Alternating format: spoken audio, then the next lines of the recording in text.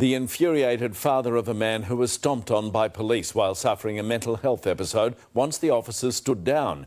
The victim had admitted himself to hospital but was unable to get a bed in the psych unit. Crime reporter Lana Murphy. In the midst of a psychotic episode, a terrified man runs from police. Oh, he just hit him with the car. Struck by a marked car on Cooper Street in Epping, he recovers but is quickly soaked in pepper spray and surrenders on the ground. He cops a kick to the guts and a strike to the face. Then this sickening blow. Are you f***ing me? The force of an officer's boot sending him into a daze. He wouldn't hurt anybody. He didn't put up a fight. You know, it'd be different if you had a gun or a knife or something. The unarmed man on the ground was Glenn's son, a father of three, a successful tradesman who lives with bipolar disorder. It could have killed him.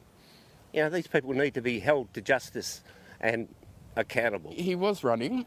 He was a bit erratic. I don't think the police helped that situation at all. Close to a dozen officers were called to subdue the 32-year-old who discharged himself from the Northern Hospital after more than 24 hours spent in emergency waiting for a psych ward bed.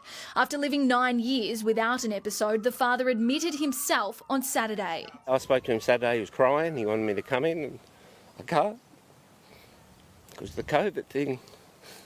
And you know, you hear your son crying on the phone. It's not very nice. And then you see what the police did to him. The 32-year-old is now in an induced coma back at the hospital from which he tried to escape. His family isn't allowed to visit him and it could be days before doctors determine whether he sustained any permanent brain damage. The Northern Hospital is refusing to comment on the incident while the officers involved have not been stood down. Body camera footage will contribute to the investigation overseen by the Force's Professional Standards Command. Be insisting that it was independently investigated. So this is yet another example of police dealing with someone who has mental health issues in a pretty violent, aggressive and disproportionate way. It doesn't matter. Like, you don't do that to anybody. They don't deserve to be a policeman. Lana Murphy, 9 News.